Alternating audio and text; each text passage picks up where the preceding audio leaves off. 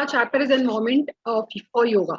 Okay, so what does it mean basically? What kind of environment we need to set in our class or in our studio or whatever business you are running right now.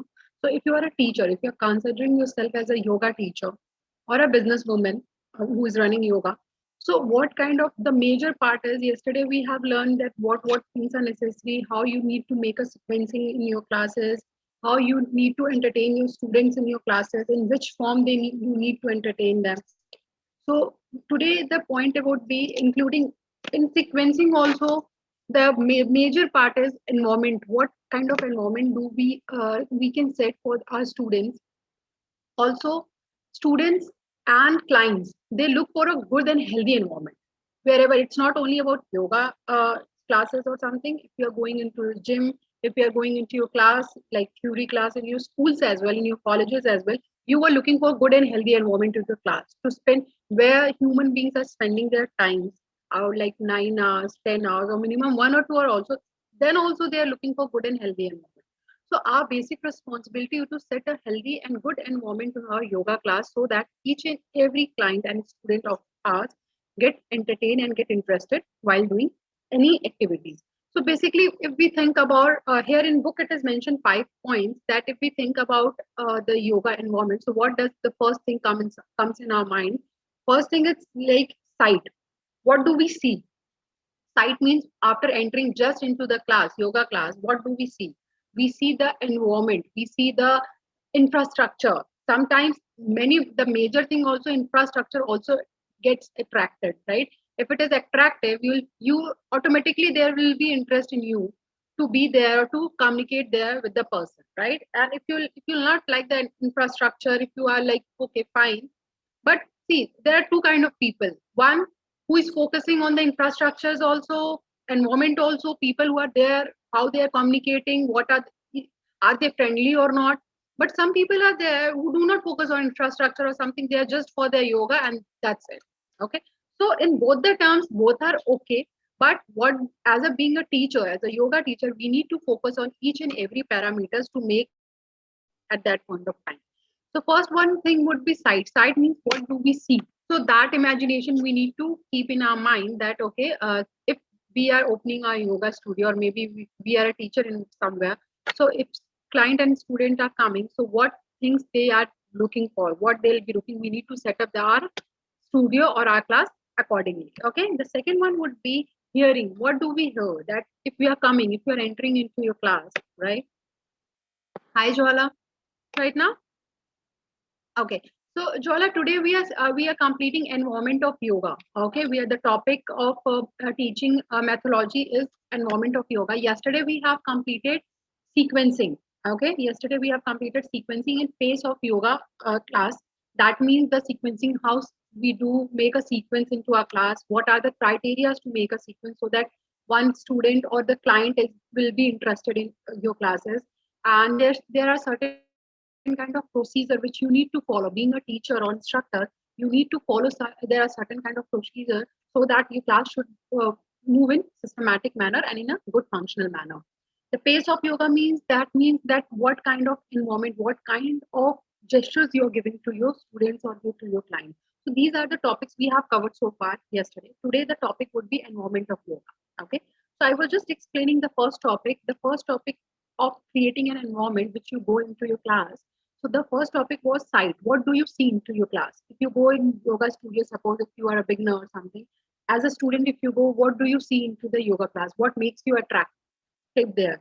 What makes you interested over there?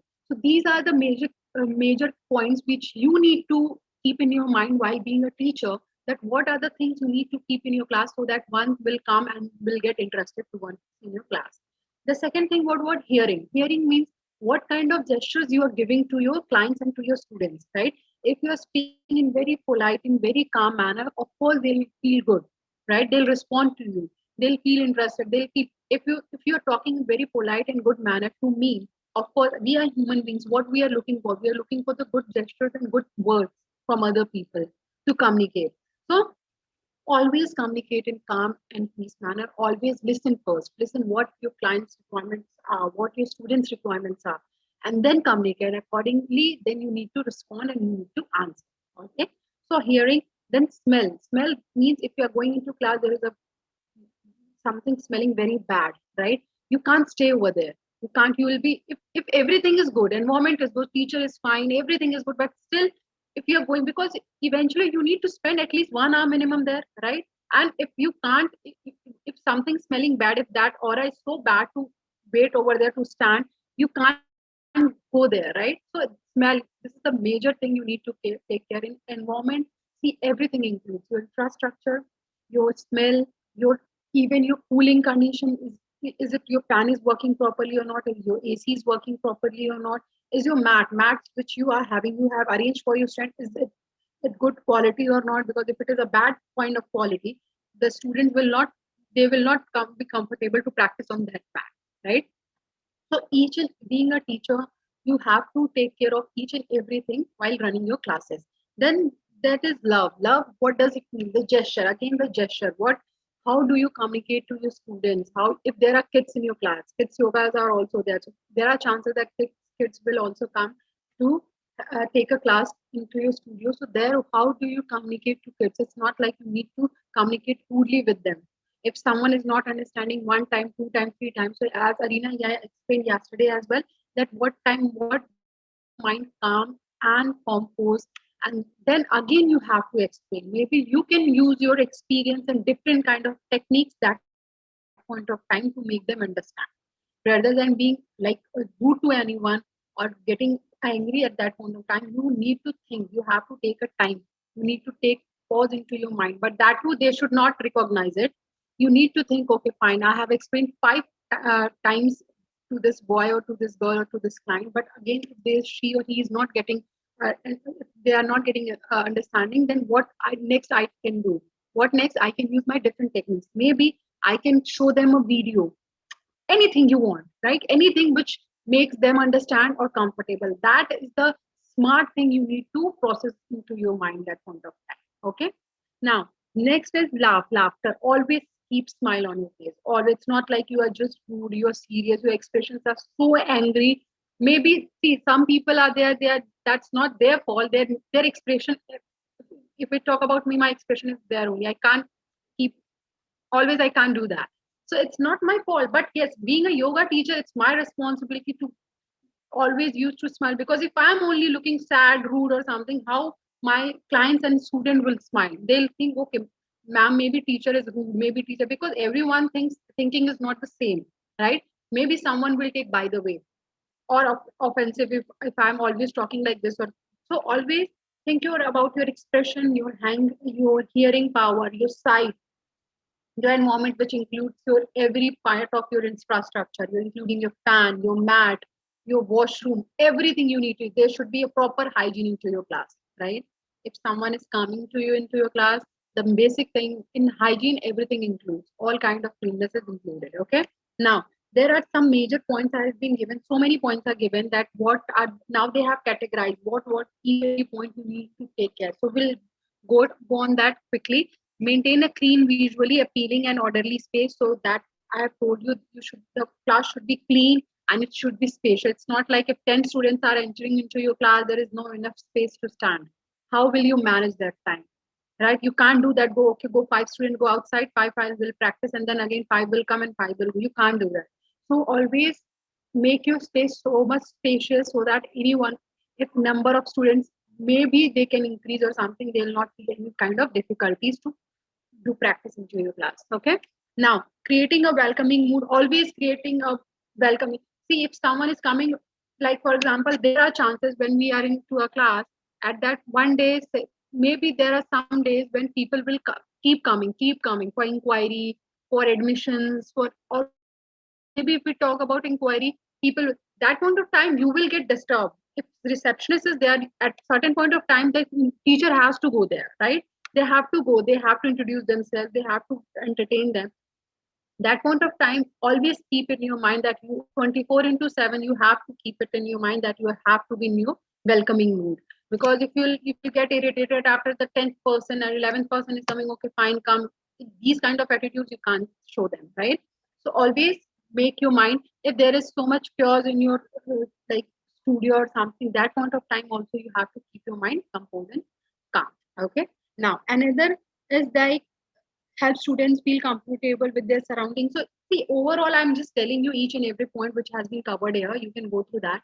That you should first thing, after looking into the environment and all, what you need to do, you have to see the your student is comfortable or not. If your 10 students are there, 20 students are there, doesn't mean that each and every student of yours will be comfortable in that class, right? So it's your responsibility to talk with them, we talk with the good gesture. You have to keep a smile on your face. You have to make them smile. You have to discuss with them. And what you are discussing, that you need to keep in your mind. If they are for yoga, you can't discuss about their college life, or you can take a basic introduction, general introduction. Okay, fine, where are you from, what is your family background and all. That is the quick introduction you need to take. But if if she's the main, you need to think what motto they are for.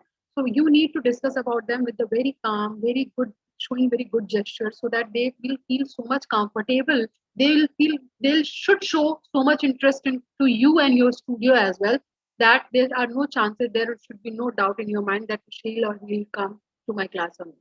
Make yourself so much confident, make your behavior, make your internal gestures your mind so much confident, so that if anyone is entering to your studio or class, there should be an instinct into your mind, he or she will come. Make your, always make your studio so much comfortable and entertaining. Okay, now always remember, do not make a good relationship with your student. Always make a good relationship with your students, because if someone is there, see, it doesn't mean, some students are, I just told yesterday as well, some students will be there who are already experienced, they know about yoga, right? But some students will be there, they are naive, they don't know anything, they are just a beginner.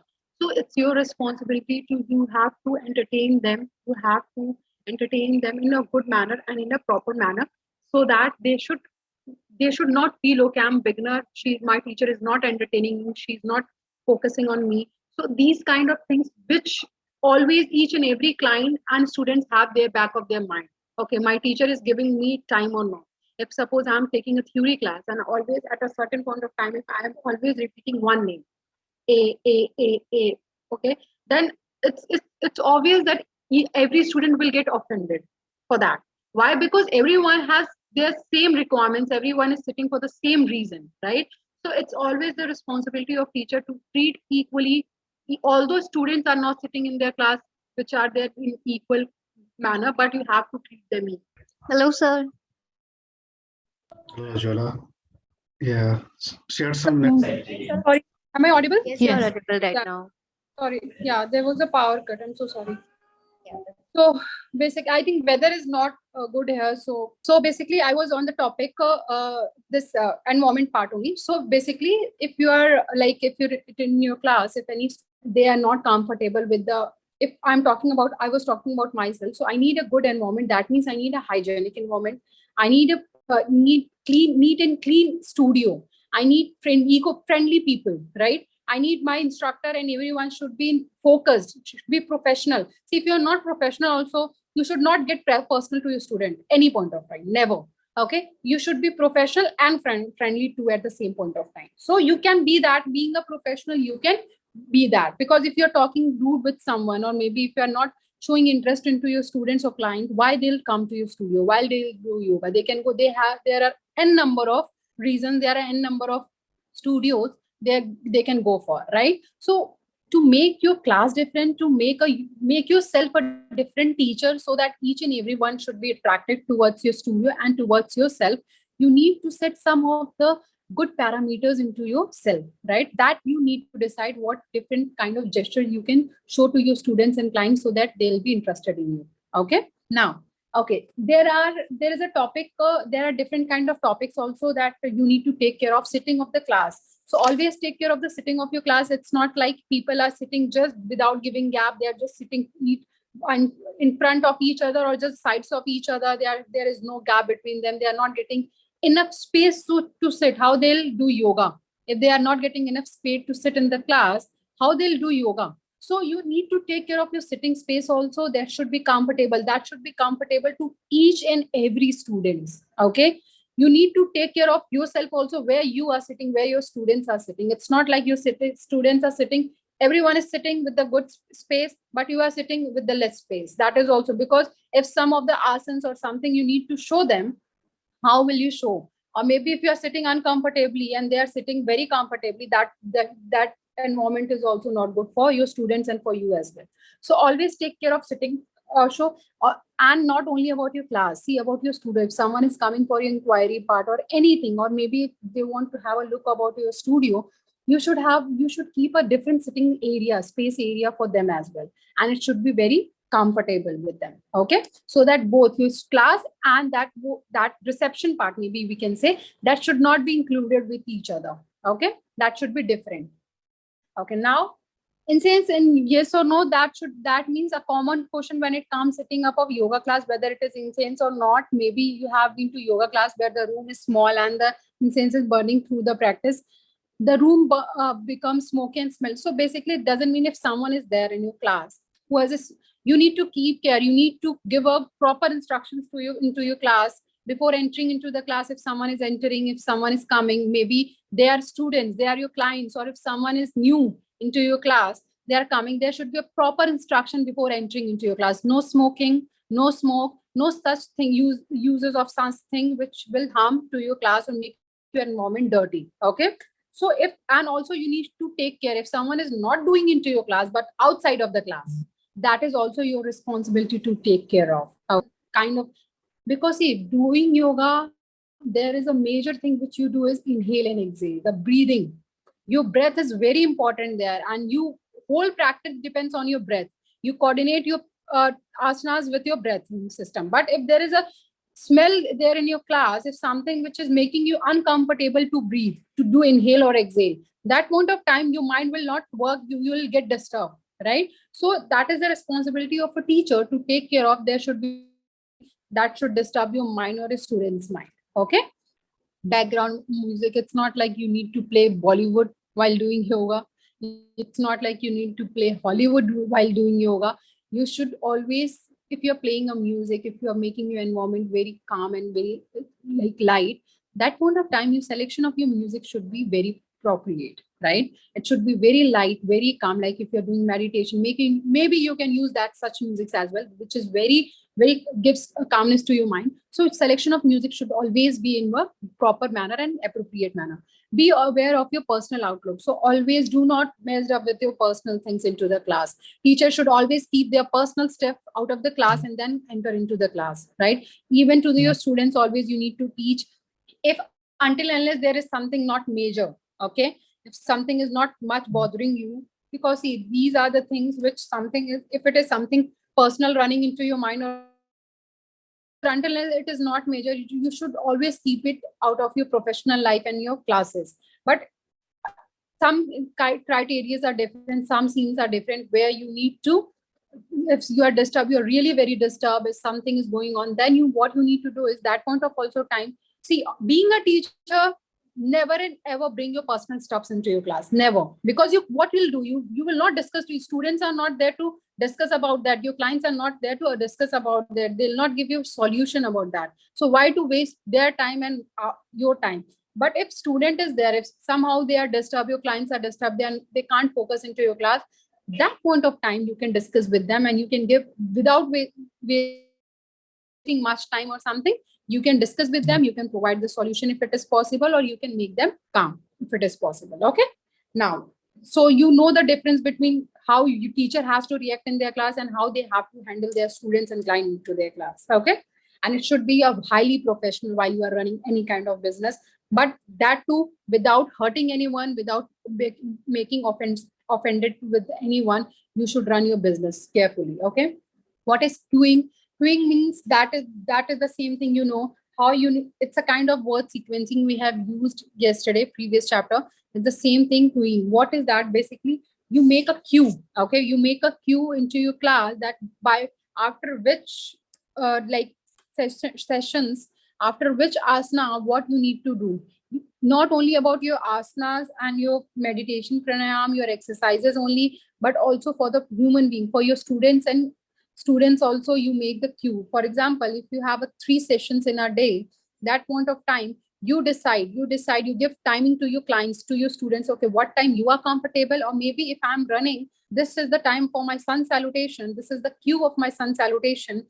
So those who are interested in sun salutation can come this time. Those who are not interested, they are interested for energy yoga or something, they can come this time. Those who are interested only for meditation, they can come this time, evening time. So these are the cues you need to follow. You make into your class. You have to make, not only with your asanas and meditation, but with your students as well. You need to take care of your alignment. You need to take care of your postures. In postures also, and alignment also, cue includes. What cues includes it? If your alignment is not good, maybe you can break that postures and alignment to techniques into cue form. Like need to first raise your hands, then you need to keep it back, then you need to bend yourself, you need to go forward. These are some, you can divide them into cues as well. Okay. Now, example of being optional activities, like for example, feet, that I have just explained you. If you use your body parts also in the cueing form, how you can use it. For example, unique flying verbal cues, front back, example of asanas. Like if we talk about feet, our feet, how we can see speaking verbal communication to your students while giving them instruction. It's a very professional, it's very important, because if you don't know how to speak, how to instruct, how come you can make your students and clients to perform asanas? Because if I'm here, I'm your student, and if for example Arena is telling me, Nimisha, go for sun salutation, and you are not doing it, there is nothing I need to see and I have to do. It's just like I need to follow your instructions. So if you will instruct me in proper manner, in professional manner, if it is understandable to me, then only I can perform, right? So speaking, how you need to, which part of your body you need to, when you need to use, how you need to use, what are their function at the same point of time, these three actions we need to do it. You teacher have to do it. So we talk about feet down equally through your heels and the balls of your feet. What does it mean? People will maybe, if in your class, half of them will understand, half of them will not understand. So what you can use this professional term, because it's a, yes, anyhow, it is a professional term. You need to use this language. But if someone is not understanding, you can make this language into your own language as well. But it should be in professional terms. Okay, it's not like you can use your own local language, or maybe if you're using your own rough language, okay, do it like this, move your feet. These kinds of words you can't use. It should not be there, right? So all standing asanas, for feet you use this term. For all standing asanas you can use this. You can see this box, you can keep it in your mind. You just tick this, you can highlight this points. This point is very important. This you should use when, once you are teacher, once you are instructing someone, these are the points you should always use. It's very important. Okay. Now lower legs, draw your shine back and release your calves towards your heels, all standing asana. So these are the different kind of terms, sentence has been given, which teachers should use while they are giving a class, right? Engage your quadriceps muscles, lifting your caps while spreading the back of your knees, Tadasana. So basically here, what kind of the asanas has been given and how to perform this asana with what part of your body, this is given in this paragraph. That teacher should use it while they are running the class. Okay. Now, example of some asanas, like there are all different kind of asanas where language is necessary, instructions are necessary. That too, what kind of instructions teachers are giving, is it understandable, it is audible to the students, are the students and clients, they are understanding that instruction, are they able to do that asanas while taking that instruction? These are the points very important teachers should keep in their mind. Okay. For example, if these are the language which is given in our module, which is highly professional and should use, but again, if someone is not understanding that, then what is the use of communicating this language? There's nothing like such. If I'm not understanding such languages, why you will speak? If we are doing it, okay, it is written in module and it is given there, we should use it. No, it is not going to work. Either you have two choices there. You should use this language, you should make them understand, okay, this is the language, this means this you need to do, and this is the good language you should always learn or always speak. So maybe you can teach them as well, and then you can speak. But if I'm not getting your language, if I can't follow instruction, what is the use of speaking those languages? Okay. So here it is given that each and every asana, there are some kind of certain kind of professional instructions which every teacher or instructor should give. That is, if in Tadasana palm tree pose also, the language has been given, Uttasana, standing forward, bend pose. You can do one thing. There is a, see, there is a bracket, double bracket over given in each and every paragraph. I'm reading that. You can highlight that points. Okay. That is the basic language instruction you need to give. So here it is given first that maintaining pada bandha, feel the waking of your inner thighs, slightly sparing them back from their feeling lightly drawing. So these are the, see, basically these are the professional languages which you will not understand in one day, you will not learn in one day. Okay. This is the basic thing which if you will do it in daily life, you will practicing in daily life, you are instructing someone but in daily life, then only the day will come you can learn and you can then you can professionally you can speak. So the asanas will be Adha Mukh Savasana, Virabhadra Asana, Virabhadra 1, 2, 3, Adra Chandrasana, Sirsasana. These are the instructions which you need to give, and you must have notice also. You guys must have notice also when you are doing a practical class, and especially in online. See, if you are doing it offline, that point of time there is your instructor, maybe he'll do it and he'll tell you that he can do it online as well, but mostly in online they give instructions and then you do practices, right? So what language your instructor is using, that also maybe you can learn. If not, you can learn it from the book as well, but there it is given highly in professional language. Each and every word which is given there, that should be very professional and that you should use. But that if you're using it 1 day or 2 day, it will not come into your mind, or maybe you'll not learn it. That you need to use if you want to keep it in your practice. You need to use it daily in your life. Okay. Queuing in Vinyasana, exhale. If it's not like only the yoga asanas we do the queuing, it's in like breathing also, breathing process also. We do when we do downward facing dog pose, we say just soften your shoulders, stretch your, keep your feet straight onto the floor, and keep breathing. Inhale 5 times, exhale 5 times. You need to, while standing in downward facing dog pose, what do? You do breathing 5 times that point of time while looking to your towards your navel, right? So these are the, while breathing techniques also, you take care of the queuing, because if you are that point of time, if you have to inhale and but you are doing exhale, that is not good, right? That point of time, these are the queuing structures you need to keep in your mind while breathing, while doing any posture, anything there. It is given exhale to downward dog, grip the ground to your fingertips, turn your forearms in, spread your shoulders blades wide, draw your ribs and navel in, right? So see, it is given. See, it will help you out. Basically, what is the thing? If you are reading it right around, you're reading for you just for your knowledge. But that too, if you are doing it practically, every day you are practicing it, you know it, how your instructor is instructing you, how you can instruct yourself, that you know. But when it comes to the running classes, when you need to guide to your clients, that point of time, this book will help you a lot. Okay. In spite of using your own languages or something, it's better you should practice this 1 month, 2 months, and the day will come, you will be in habit to speak those languages. Okay, to give this instructions, professional instructions to your clients and to your students as well. Okay, so these things you can just mark it, or maybe you can hold this page, because this thing you need to, again you need to open your book and this thing you need to read it. Because if you are wanting yourself to be a good teacher, always remember the professional language. Everyone's noticed that what language my teacher is using, what is it, professional or not. And if the language, the word selection which you are using it, if it is highly professional and good, sounding good, then people will be interested, they will feel okay, you are a qualified teacher.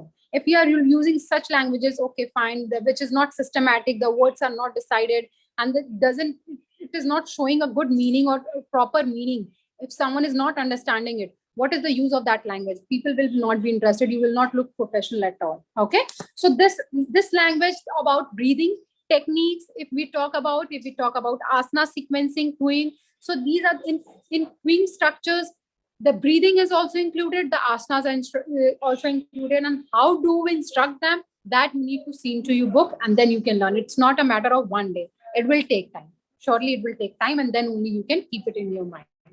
Okay, now inhale also shift up like here it is given, the queuing is given. What do you do while inhaling? What functions you need to perform while inhaling? Now, what functions you need to perform while exhaling? Then here it is given shift. If you're shifting yourself, if you're moving your body, if you're twisting your body, there also you need to instruct, you need to tell them. How come your students will know, or your clients will know, okay, if they are into downward facing dog pose, how they will know that they have to breathe? Until unless you will not instruct them how to breathe, the techniques of breathing, they can't breathe. Maybe they will breathe, but they'll do the normal breathing, which is not required at that point of time. The breathing which is required, it's into, you need to coordinate with your asanas, right?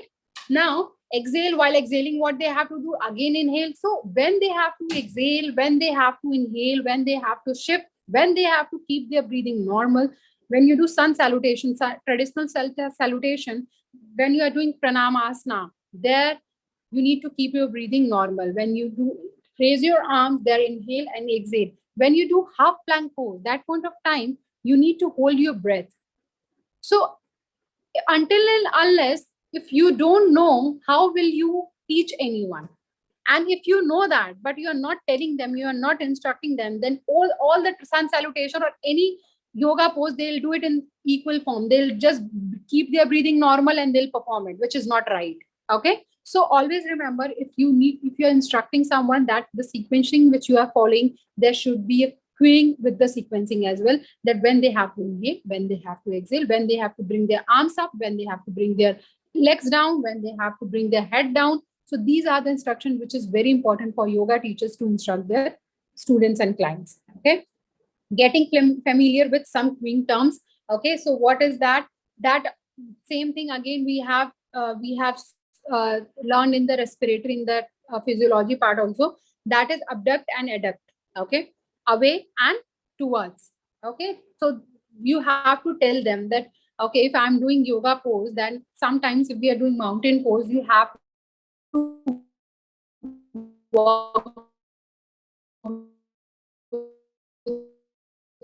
pose, and you'll say, okay, walk Nimisha. What does it mean? How, from where? From my legs, from my hand. Okay, if from my hands, how I do need to walk? Because you know it, you have done it. But how the beginner will know that they have to work from their palms into mountain you are into mountain pose, and if you have to walk from your palms, you have to go forward. Okay. And then you'll say, okay, come backward. How I can come backward? Maybe I can walk from my legs also, I can go backward. But yes, that point of time also you need to tell, okay, walk from your palms and come backward.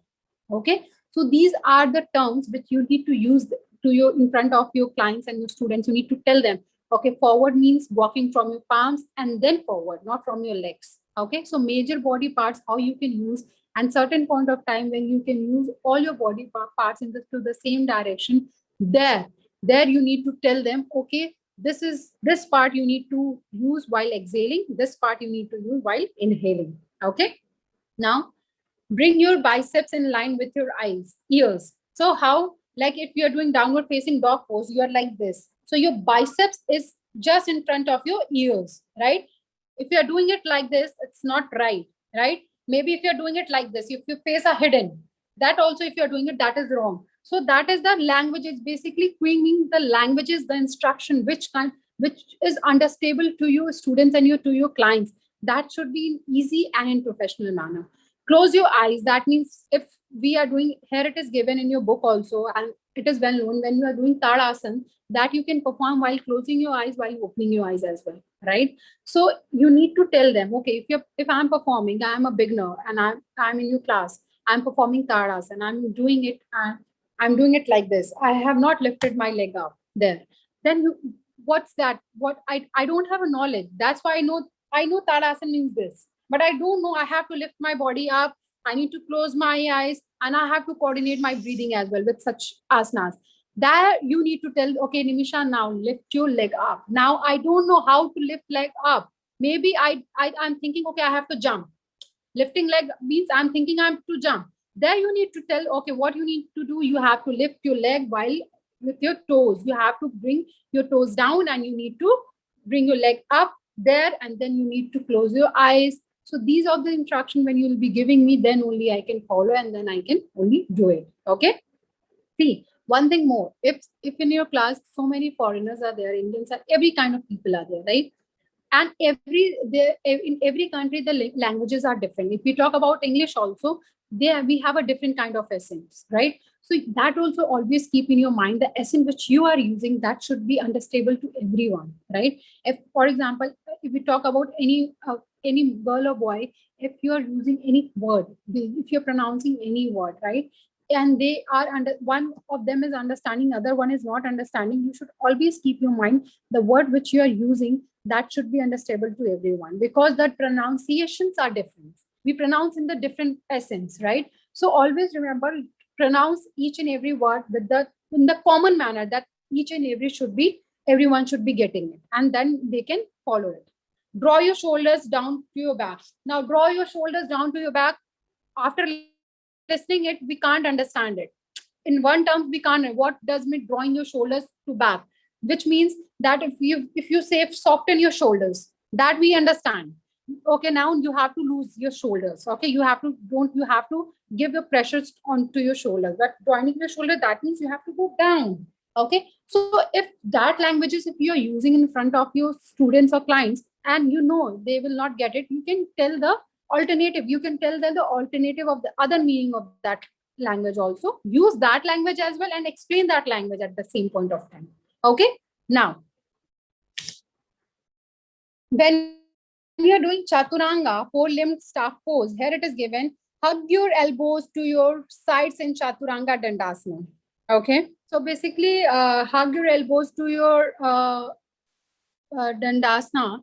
That means if you're doing it, if you're working there, if you're like doing this asanas there, if you're doing chaturanga, you have to bring your elbows, just hug your elbows. That means it should be inside. Short should not be like this. You can't do this chaturanga like this. Okay, so that is the same language they are using. So these are the language like square your hips, inner rotation, jump back, kick your handstand, lengthen your side of your body, micro bend the knee, neutral spine, open your heart. These are the kind of languages which you can use in front of your students and clients, which is like if we are sounding it professional as well, and we can use it as well to explain them, to tell them now what next you need to do, how you have to use your body parts, when you have to inhale, when you have to exhale. So each, we talk about doing overall, we talk about our body postures, how to make our body posture, our alignment in a correct manner, and through our body parts, how we can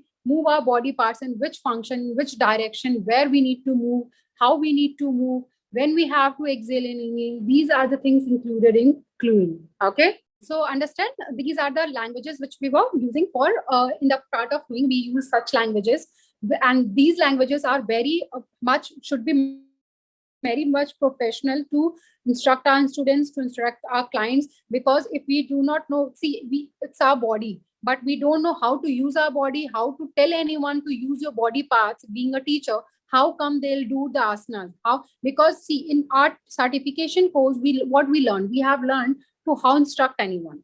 Today we learn how to instruct anyone. Now you can't do it without seeing a book, without reading it, without doing R&D. You can't do it. Okay, you feel, if you're thinking, okay, I'm going into class and I'm running the class and I'll instruct anyone with the professional language, you can't do it, because you haven't experienced it in your past, right? You are also a beginner. So for that, there are professional languages. That is the reason that is given in our module, so that you can open it, you can see it, what languages you can use. In spite of using your shoulders, soften your shoulders, what you can use. In spite of losing your arms, what you can use. In spite of saying mirroring your arms inside, what you can do, hug your arm, hug your elbows. So hug your elbows means keeping your elbows inside, not like doing chaturanga outside. So these are the words which, in spite of using which words, what word you can use to make your language professional, and it should be understandable to your clients. That is given into your module, and that you should, once you are running the class, once you are at that stage where you have to give classes to students or something, there you can open your module and then you can take a help with that. Okay.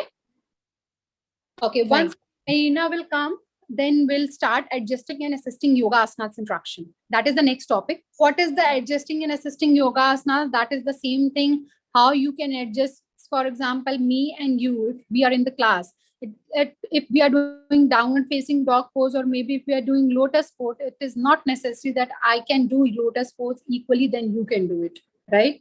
So yeah, so Arina, we have so far we have covered this queuing chapter also. I was telling that what does this overall queuing chapter was all about. It was all about your body postures, to make your alignment correct, to make your body posture correct. What, how you can make it? Yeah, okay, fine, you are doing it, practice that, you can use it and you can make it. But if it comes to the teaching part, how you can instruct someone, how you can tell someone in what kind of languages you can make them understand, so that they can follow your instruction and they can make the body posture or alignment very correct. Okay, for that there are different kind of body parts, what we call to those parts. There are different kind of postures we need to follow. Okay, what we use, in spite of saying this, open your shoulders, what language, other language we can use? In spite of saying bring your elbows inside and then do chaturanga, what language we can use? Hug your elbows. So these are the words which is not familiar in daily life. You don't know it in daily life. You don't use it in your daily life. But if we talk about teaching, then there you have to use it very professional, and the word selection should be highly professional there, and should be understandable as well. If someone is not understanding your language or the words, there you have to tell the alternative of that word. Okay, this means that you have to do. But first you need to use the professional language, and that help you can take it from the module. Once you are at that stage when you have to teach someone, there you can open your book and then you can take a help from there. Okay, this language, it is not good to use this language, what other I can use? You can open the module and then you can do it. So it's better you should highlight these points, because this is the major thing which is going to be, you can use it in future. This thing it will help you a lot. Okay, now the next chapter topic is adjusting and assisting yoga asanas introduction. Okay, so what does it mean? Basically, adjusting and assisting yoga asanas. First of all, being a teacher, you have to assist your student each and every time, no matter what. If you are a head of your studio, if you are working under someone, in spite of anything, end of the day you are the teacher and you have to instruct, you have to teach, you have to assist your students, right? So like what, how you can assist your student, how you can tell them to adjust. So that means adjusting word means how you need to tell them to do the yoga pose, how they need to adjust their body parts, in which form. I was telling Jwala Arena the same thing, that if we are doing, three of us, we are doing the lotus pose, it is not necessary that I can do it perfectly as Irina and Jwala can do it, right? So if some teacher is there in our class, if he's saying, okay, do this lotus pose, and he has like instructed us, okay, bring your leg one on one leg, hold your knees, keep it on other leg, and just try to inhale, just try to contract your legs so that you will not feel much pain. So all the instructions he has given, okay, fine, we have done it. But when we are seeing the poses of all of us, I can't do it. I can't do it in the such way in which ways you guys are doing it.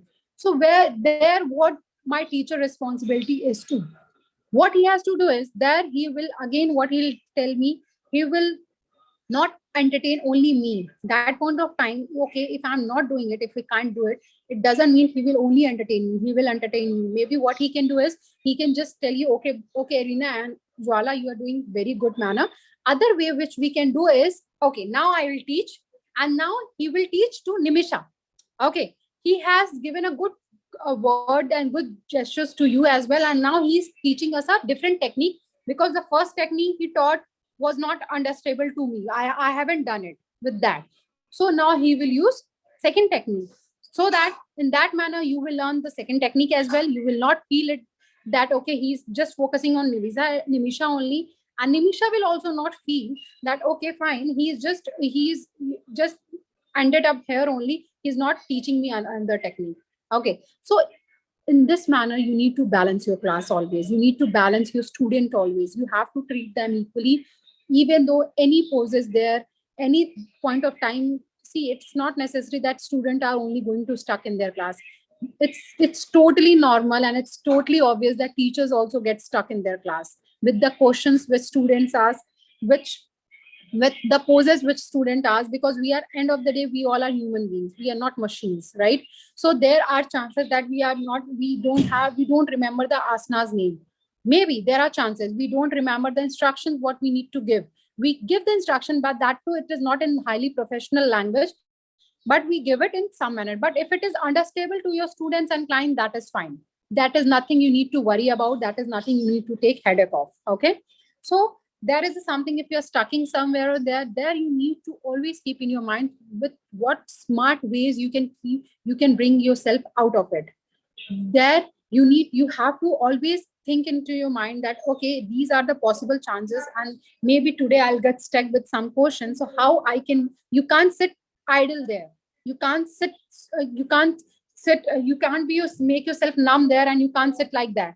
What you need to, end of the day, you have to give answer, you have to tell your students, okay, fine. So how you can tell, for example, if you're telling me, Nimisha, please tell me downward facing dog pose. Okay, I don't remember the techniques for that. Now what is my responsibility? I can't do that. I can't tell you that, okay, I don't know. Being a teacher, I can't do that. There, what you need to do is, there you need to tell them, okay, fine. What thing you can do is, just downward facing dog pose, you can tell the theory part of that. When you will be covering theory part, what does it mean? Many more topic will be there which will be covered. The techniques will also come into that, right? You don't know the techniques for that, you tell them the definition.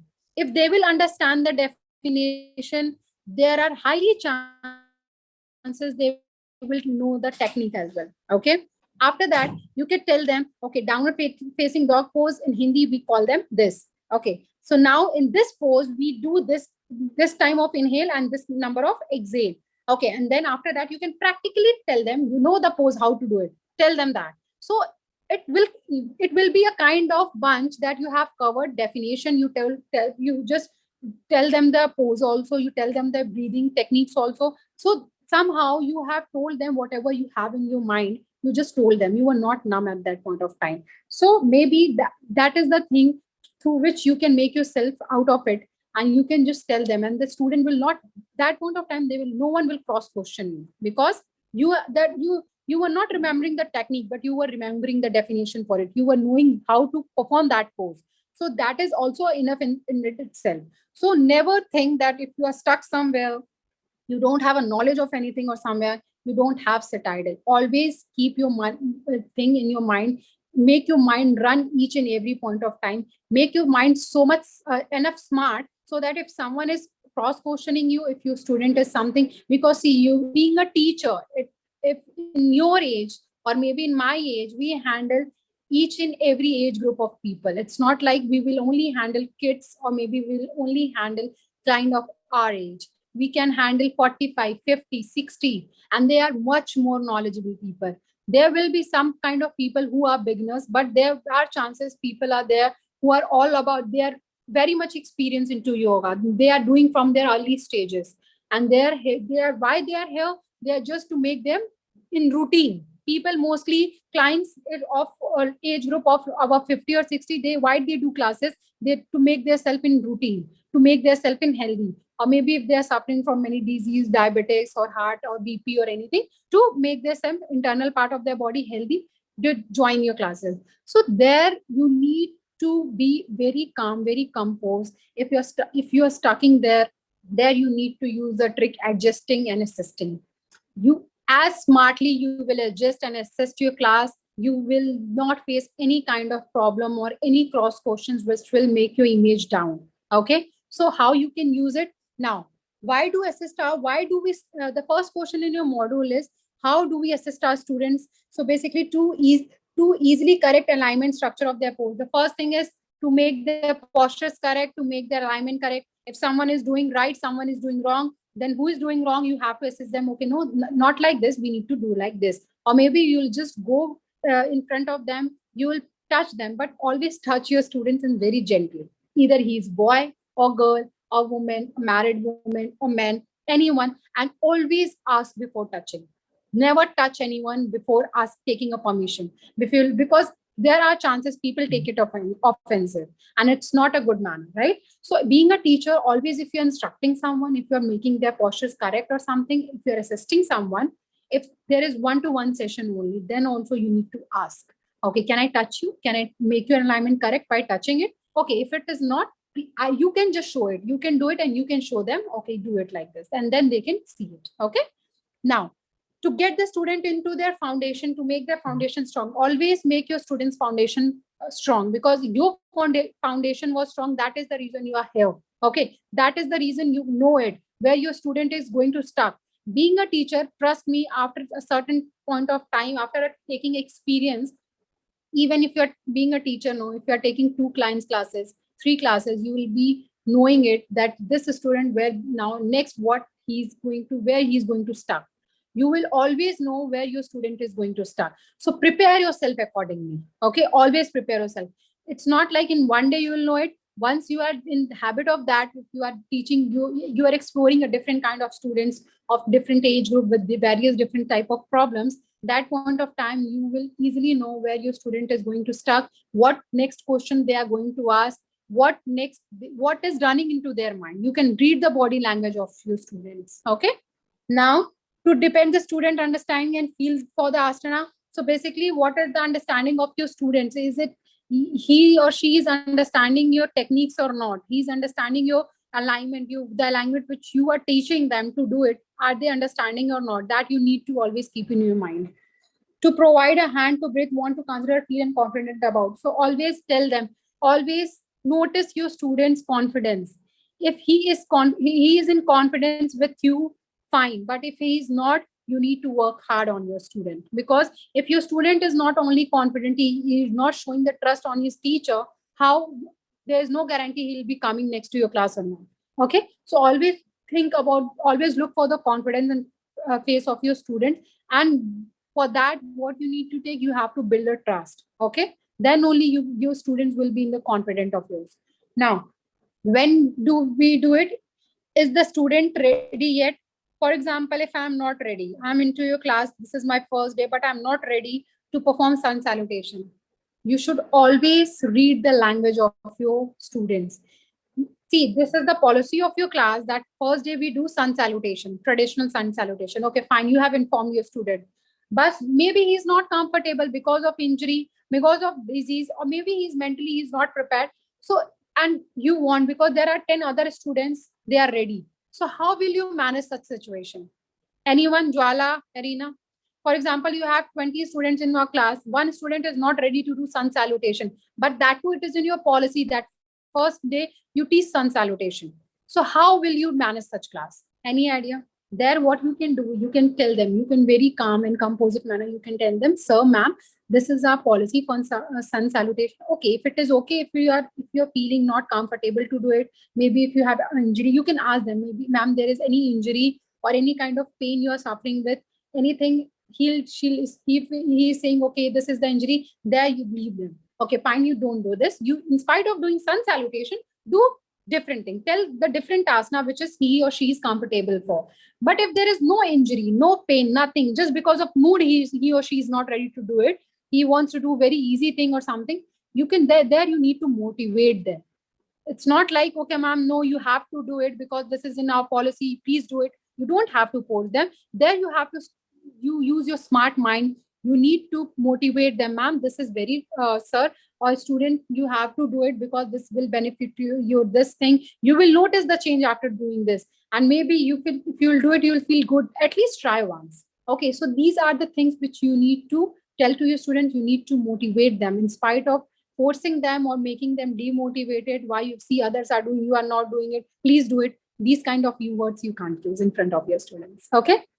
Will and adjustment impact the student's sense of flow, optimize the asana, stability of asana, both feet and ground at balancing pose. So basically, when, if your student is in balance form, he or she is, you have to first day always notice, see, you will find n number of students with the challenging situations. Okay, with every age of group, you will find the students. And trust me, when you will be at that stage, when you will be teaching someone, you will find so many rigid students that you will tell them to go down, they will not go down.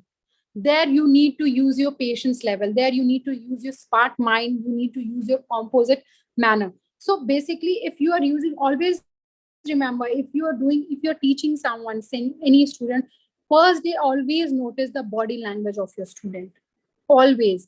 Because if you will there, if it takes 2 days or maybe 1 week, take your time and always notice your clients and students body language, because of that only you will make them, force them, you will push them. Because if you will not notice your body language of your student, and again if you're pushing them, if something has happened which was not good, then it will eventually, it will affect your image. Okay, you will be on the blame page, right? So always notice your language of your student first, body language of your student first, and then only after a week or maybe after 10 days, then start pushing them or instructing them. Okay. The seventh principle of hands-on teaching. What are the seven? There are seven principles every teacher follow on the hands of teaching. What is that? Clear in intention and purpose, study of content. So that I yesterday also I just told to Arena, the intention of every teacher should be clear. What they are going to teach, what they are going to deliver to their students. Okay. If I'm not prepared, suppose if in today's class, if I was not prepared, I was here, I know the topic and I started teaching. But if I was not prepared, how I will teach? One topic I'll teach, two topic I'll teach, on the third topic I'll be stuck. And eventually my motivation will go down, right? Then I'll start fumbling. There I'll at certain point of time I'll be numb. So these kind of the situation can be happen if you're not prepared, if your intentions are not clear, if you are not prepared before taking the class, either it is practical or theory. Always prepare yourself, always do the self study of it, and then only go for teaching. Okay. Because see, while teaching also you learn many more things, you realize your mistakes, you know where you goes wrong. When you students do the cross question and you got stuck, that is also your experience to learn.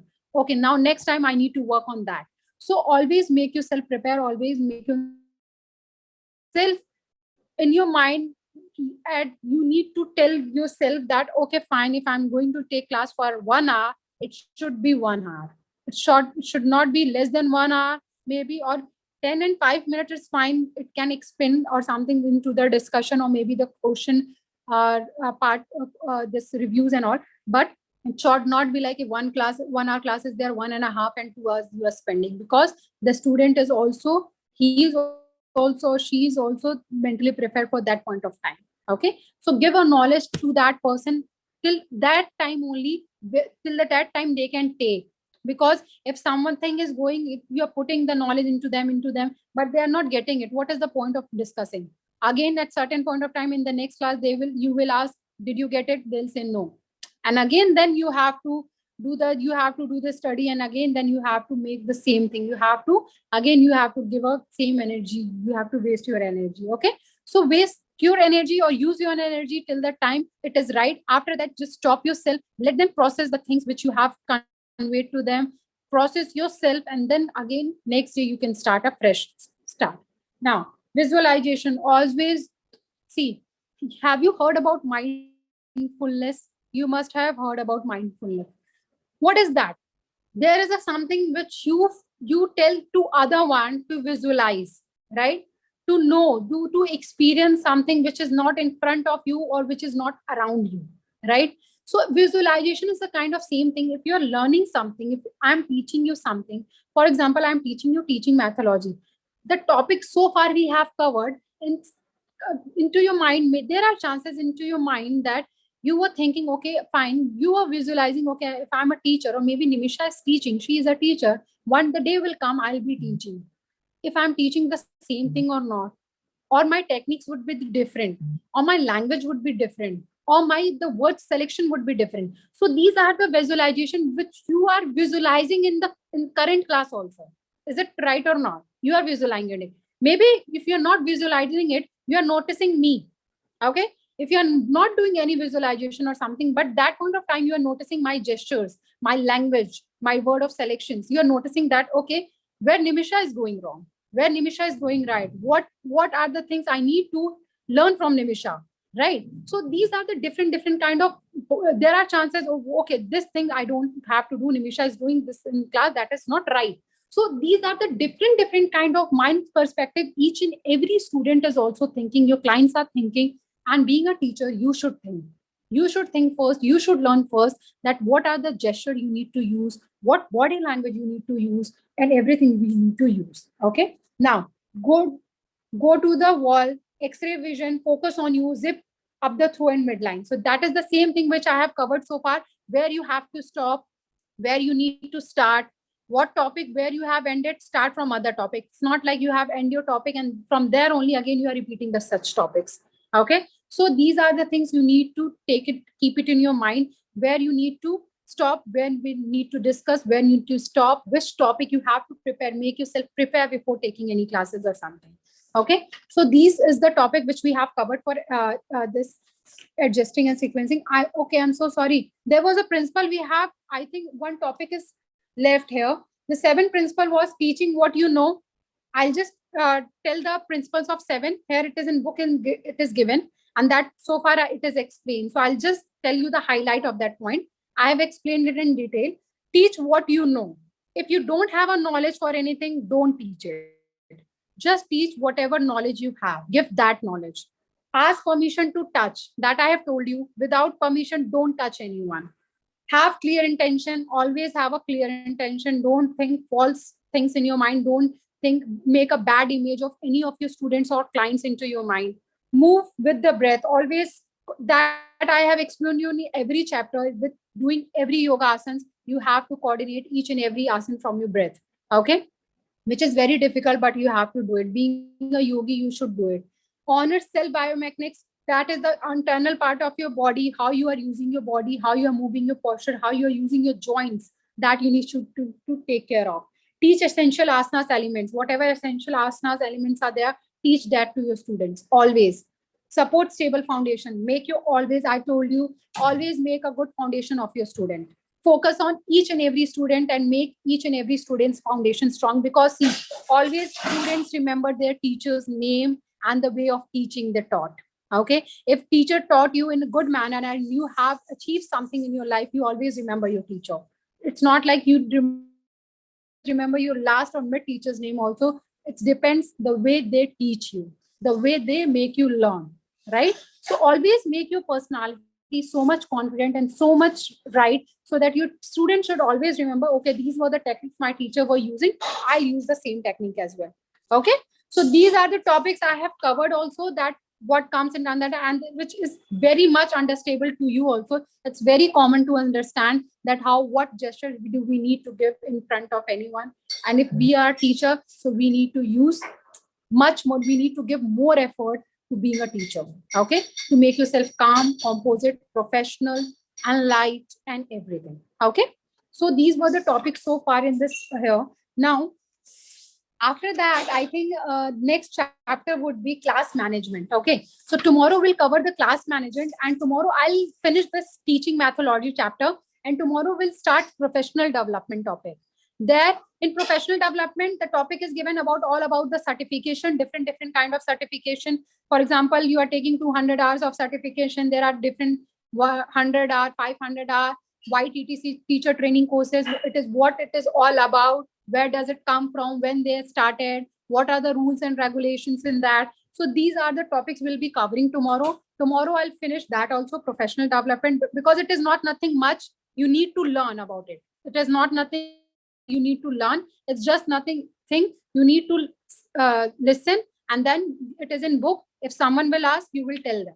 And this is the thing which will not come into your mind until unless you are not opening your studio or you are not giving the certification. Okay, so now we have covered all the topics. If any doubt will be there after reading it, please do ask me or do let me know, and see you tomorrow again. Okay, 1 o'clock you can meet again. Thank you so much. Bye. Thank you. Bye.